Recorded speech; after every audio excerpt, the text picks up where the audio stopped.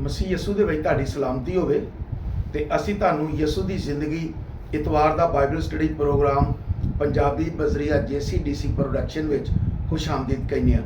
ਤੇ ਮੈਂ ਪਾਦਰੀ ਅਮਜਦ ਇਮਤਿਆਜ਼ ਇੱਕ ਵਾਰੀ ਫਿਰ ਤੁਹਾਡੇ ਕੋਲ ਖੁਦਾ ਦਾ ਕਲਾਮ ਲੈ ਕੇ ਹਾਜ਼ਰ ਹੋਇਆ ਤੇ ਅੱਜ ਅਸੀਂ ਇੱਕ ਸ਼ਖਸ ਦੇ ਬਾਰੇ ਗੱਲ ਕਰਾਂਗੇ ਜਿਹੜਾ ਯਿਸੂ ਮਸੀਹ ਨੂੰ ਮਿਲਦਾ ਵੇ ਤੇ ਉਹਨੂੰ ਕਹਿੰਦਾ ਵੇ ਕਿ ਮੇਰੇ 'ਚ ਕਮੀ ਕੀ ਏ ਮੈਨੂੰ ਦੱਸ। ਯਿਸੂ ਮਸੀਹ ਖਿਦਮਤ ਕਰਦੇ ਸਨ, ਲੋਕਾਂ ਨੂੰ ਤਾਲੀਮ ਦਿੰਦੇ ਸਨ, ਮੌਜਜ਼ੇ ਕਰਦੇ ਸਨ, ਦੁਨੀਆ ਤੇ ਚੱਲਦੇ ਫਿਰਦੇ ਤੇ ਇੱਕ ਸ਼ਖਸ ਜਿਹੜਾ ਬੜਾ ਦੌਲਤਮੰਦ ਸੀ ਯਿਸੂ ਮਸੀਹ ਦੇ ਕੋਲ ਆਇਆ ਤੇ ਉਹਨੂੰ ਆਂਦਾ ਹੈ ਕਿ ਮੈਂ ਕੀ ਕਰਾਂ ਕਿ ਮੈਂ ਹਮੇਸ਼ਾ ਦੀ ਜ਼ਿੰਦਗੀ ਜਾਵਾਂ, ਯਾਨੀ ਮੈਂ ਜੰਨਤ 'ਚ ਜਾਵਾਂ। ਯਿਸੂ ਮਸੀਹ ਉਹਨੂੰ ਕਹਿੰਦੇ ਨੇ ਨੇਕੀ ਵਾਲੇ ਕੰਮ ਕਰ। ਨਿਕਾ ਉਹ ਕਿਹੜੇ ਨੇ? ਯਿਸੂ ਮਸੀਹ ਨੇ ਮੂਸਾ ਦੀ ਸ਼ਰੀਅਤ ਦੇ ਹੁਕਮ ਦੱਸੇ ਉਹਨੂੰ। ਕਿਹੜੇ? ਤੂੰ ਚੋਰੀ ਨਾ ਕਰਨਾ, ਤੂੰ ਚੋਰੀ ਨਾ ਕਰੀ, ਤੂੰ ਜ਼ਨਾ ਨਾ ਕਰੀ, ਤੂੰ ਆਪਣੇ ਮਾਂ ਤੇ ਪਿਓ ਦੀ ਇੱਜ਼ਤ ਕਰ, ਆਪਣੇ ਪੜੋਸੀ ਨਾਲ ਆਪਣੀ ਮਾਂ ਦੀ ਮੁਹੱਬਤ ਰੱਖ ਆਪਣੇ ਵਰਗਾ, ਤੇ ਪੜੋਸੀ ਦੀ ਕਿਸੇ ਸ਼ੈ ਦਾ ਲਾਲਚ ਨਾ ਕਰ, ਯਾਨੀ ਕਿ ਝੂਠੀ ਗਵਾਹੀ ਨਾ ਦੇ ਨਾਲ। ਇਹ ਹੁਕਮ ਦੱਸੇ। ਜਦੋਂ ਹੁਕਮ ਦੱਸੇ ਵੀ ਝੂਠੀ ਗਵਾਹੀ ਨਾ ਦੇਵੀਂ ਤੇ ਆਪਣੇ ਮਾਂ-ਬਾਪ ਦੀ ਇੱਜ਼ਤ ਕਰੀ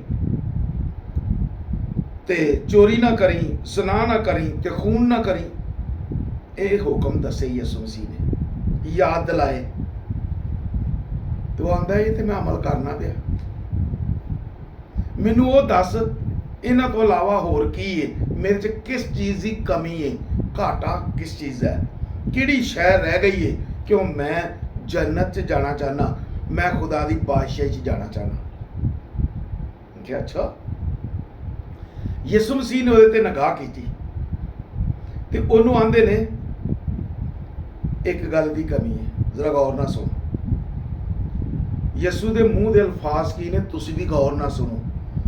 ਜੇ ਤੂੰ ਕਾਮਲ ਹੋਣਾ ਚਾਹਨਾ ਹੈ, ਕੀ ਹੋਣਾ ਚਾਹਨਾ ਹੈ? ਜੇ ਤੂੰ ਕਾਮਲ ਹੋਣਾ ਚਾਹਨਾ ਹੈ ਤੇ ਫਿਰ ਇੰਜ ਕਰ, ਆਪਣੀ ਦੌਲਤ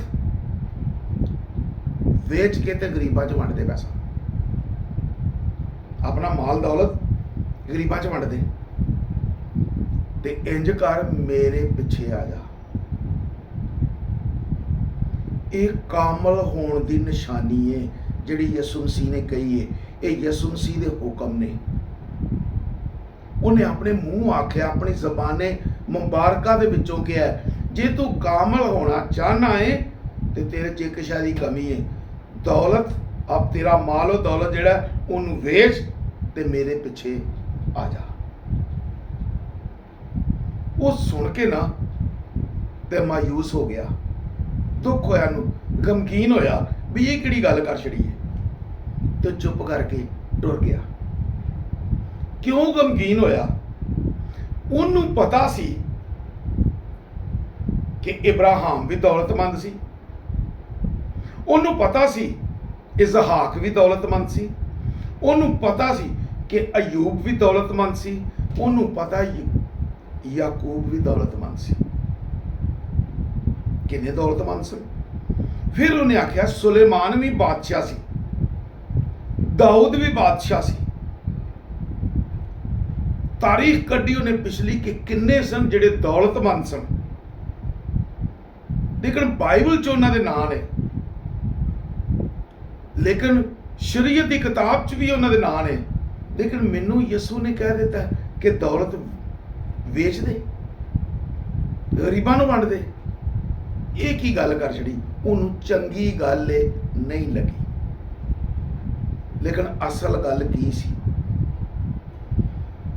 ਅਸਲ ਗੱਲ ਇਹ ਸੀ ਕਿ ਉਹ ਸ਼ਖਸ ਦੌਲਤ ਨਾਲ ਪਿਆਰ ਕਰਦਾ ਸੀ, ਖੁਦਾ ਨਾਲ ਨਹੀਂ ਸੀ। ਇਹਨਾਂ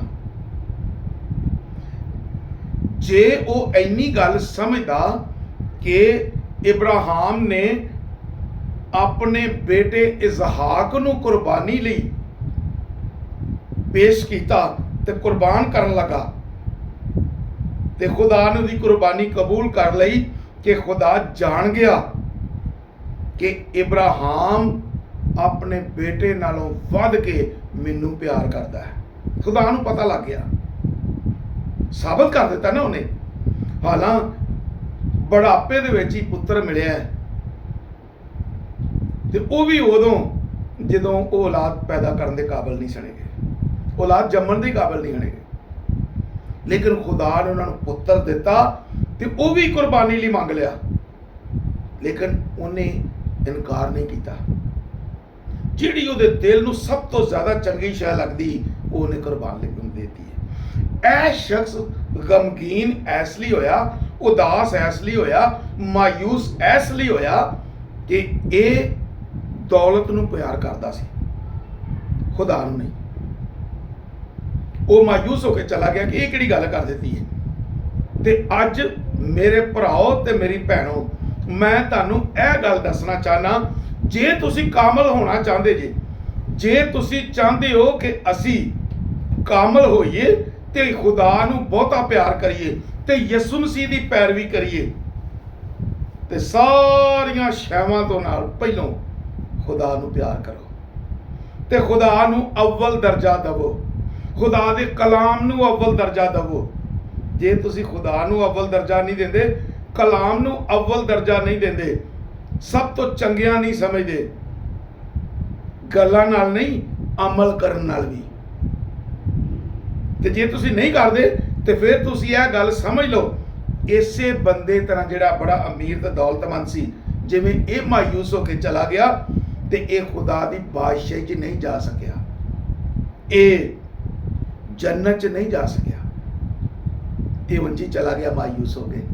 ਤੇ ਅੱਜ ਮੈਂ ਤੁਹਾਨੂੰ ਇਹ ਦੱਸਣਾ ਚਾਹਨਾ ਕਿ ਜੰਨਤ ਹਾਸਲ ਕਰਨ ਲਈ, ਖੁਦਾ ਦੀ ਬਾਦਸ਼ਾਹੀ ਹਾਸਲ ਕਰਨ ਲਈ ਇਹ ਛੋਟੀਆਂ ਛੋਟੀਆਂ ਕੁਰਬਾਨੀਆਂ ਅਗਰ ਦੇਣੀਆਂ ਪੈਂਦੀਆਂ ਨੇ ਤੇ ਦੇ ਦਿਓ। ਅੱਗ ਦੀ ਭੱਠੀ 'ਚ ਸੜਨ ਨਾਲੋਂ ਬਿਹਤਰ ਹੈ ਕਿ ਇਹ ਕੁਰਬਾਨੀਆਂ ਦੇ ਦਿਓ। ਖੁਦਾ ਨੂੰ ਅਵਲ ਦਰਜਾ ਦਿਓ, ਖੁਦਾ ਨੂੰ ਜ਼ਿਆਦਾ ਪਿਆਰ ਕਰੋ, ਖੁਦਾ ਦੀ ਮਰਜ਼ੀ ਨਾਲ ਚੱਲੋ ਤੇ ਜੰਨਤ 'ਚ ਜਾ ਸਕੋ। ਇਹ ਸ਼ਖਸ, ਇਹ ਜਿਹੜਾ ਦੌਲਤਮੰਦ ਸ਼ਖਸ ਹੈ, ਇਹ ਨਹੀਂ ਜਾ ਸਕਿਆ, ਮਾਯੂਸ ਹੋ ਕੇ ਚਲਾ ਗਿਆ।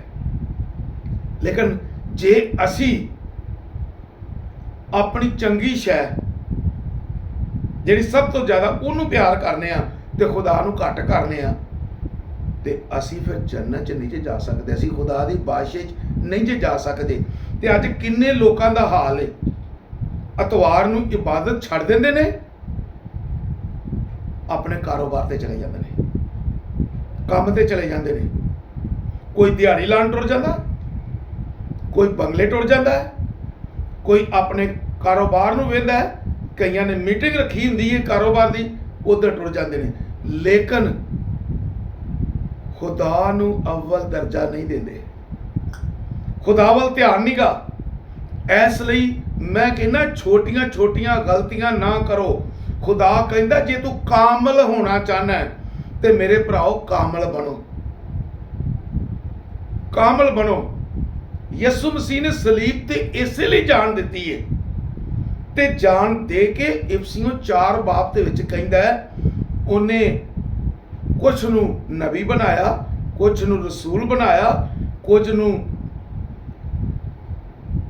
ਚਰਵਾਹਾ ਬਣਾਇਆ ਤੇ ਕਈਆਂ ਨੂੰ ਉਸਤਾਦ ਬਣਾਇਆ, ਕਈਆਂ ਨੂੰ ਮੁਬਸ਼ਰ ਬਣਾਇਆ, ਤੇ ਉਹਨੇ ਕਲੀਸਿਆ ਨੂੰ ਦਿੱਤਾ। ਕਾਹਦੇ ਲਈ? ਕਿ ਜਿਹੜੇ ਮੁਕੱਦਸ, ਜਿਹੜੇ ਯਿਸੂ ਦੇ ਖੂਨ ਨਾਲ ਲੋਕ ਮੁਕੱਦਸ ਕੀਤੇ ਗਏ ਨੇ, ਉਹ ਕਾਮਲ ਬਣਨ। ਖੁਦਾ ਕਾਮਲ ਬਣਾਉਣਾ ਚਾਹੁੰਦਾ ਹੈ। ਖੁਦਾ ਦੀ ਨਜ਼ਰ ਬੰਦਿਆਂ ਨੂੰ ਕਾਮਲ ਬਣਾਉਣ ਤੇ ਆ, ਲੋਕਾਂ ਨੂੰ ਕਾਮਲ ਬਣਾਉਣ ਤੇ ਆ। ਭੈਣਾਂ ਵੀ ਕਾਮਲ ਬਣਨ, ਭਰਾ ਵੀ ਕਾਮਲ ਬਣਨ, ਬੱਚੇ ਵੀ, ਜਵਾਨ ਵੀ, ਬੁੱਢੇ ਵੀ, ਸਾਰੇ ਕਾਮਲ ਬਣਨ, ਕਿਉਂਕਿ ਖੁਦਾ ਕਾਮਲ ਬਣਾਉਣਾ ਚਾਹੁੰਦਾ ਹੈ। ਤਾਂ ਖੁਦਾ ਇਹ ਸ਼ਖਸ ਨੂੰ ਵੀ ਆਂਦਾ ਹੈ ਕਿ ਜੇ ਤੂੰ ਕਾਮਲ ਹੋਣਾ ਚਾਹਨਾ ਤੇ ਫਿਰ ਆਪਣੀ ਦੌਲਤ ਤੇ ਮਾਲ ਵੇਚ, ਗਰੀਬਾਂ ਨੂੰ ਦੇ ਦੇ ਤੇ ਮੇਰੇ ਪਿੱਛੇ ਆ ਜਾ। ਭਰਾਓ, ਯਿਸੂ ਦੇ ਪਿੱਛੇ ਚੱਲਣਾ ਬੜਾ ਜ਼ਰੂਰੀ ਹੈ। ਖੁਦਾ ਨਾਲ ਪਿਆਰ ਕਰਨਾ ਵੀ ਜ਼ਰੂਰੀ ਹੈ ਤੇ ਯਿਸੂ ਦੇ ਪਿੱਛੇ ਚੱਲਣਾ ਵੀ ਜ਼ਰੂਰੀ ਹੈ। ਕਾਮਲ ਹੋ ਕੇ ਜੇ ਪਿੱਛੇ ਚੱਲਾਂਗੇ ਤੇ ਜੰਨਤ ਤਦ ਮਿਲਣੀ ਜੇ, ਖੁਦਾ ਦੀ ਬਾਦਸ਼ਾਹੀ ਤਦ ਮਿਲਣੀ ਜੇ, ਨਹੀਂ ਤੇ ਸ਼ਾਇਦ ਕੋਈ ਰਸਤਾ ਨਹੀਂ ਜੇ। ਮੈਂ ਉਮੀਦ ਕਰਨਾ ਕਿ ਤੁਸੀਂ ਇਹ ਕਲਾਮ ਧਿਆਨ ਨਾਲ ਸੁਣਿਆ ਹੋਵੇਗਾ ਕਿ ਕਾਮਲ ਬਣਨ ਲਈ ਖੁਦਾ ਨੂੰ ਪਿਆਰ ਕਰਨਾ ਜ਼ਰੂਰੀ ਹੈ ਤੇ ਉਹਨੂੰ ਵੱਧ ਕੇ ਪਿਆਰ ਕਰਨਾ ਜ਼ਰੂਰੀ ਹੈ ਤੇ ਯਿਸੂ ਦੀ ਪੈਰਵੀ ਕਰਨਾ ਵੀ ਜ਼ਰੂਰੀ ਹੈ। ਜੇ ਤੁਸੀਂ ਖੁਦਾ ਨੂੰ ਪਿਆਰ ਵੀ ਕਰੋਗੇ ਤੇ ਯਿਸੂ ਮਸੀਹ ਦੀ ਪੈਰਵੀ ਕਰੋਗੇ ਤੇ ਕਾਮਲ ਵੀ ਬਣੋਗੇ ਤੇ ਤੁਸੀਂ ਜੰਨਤ 'ਚ ਵੀ ਜਾਓਗੇ, ਯਾਨੀ ਖੁਦਾ ਦੀ ਬਾਦਸ਼ਾਹੀ 'ਚ ਜਾਓਗੇ ਤੇ ਖੁਦਾ ਤੁਹਾਨੂੰ ਆਪਣੀ ਬਾਦਸ਼ਾਹੀ 'ਚ ਜਾਣ ਦੀ ਤੌਫੀਕ ਦੇਵੇ। ਖੁਦਾਵੰਦ ਤੁਹਾਡੇ ਨਾਲ ਹੋਵੇ ਤੇ ਇਸ ਕਲਾਮ ਤੇ ਅਮਲ ਕਰੋ ਤੇ ਹਮੇਸ਼ਾ ਦੀ ਜ਼ਿੰਦਗੀ ਪਾਓ। ਆਮੀਨ।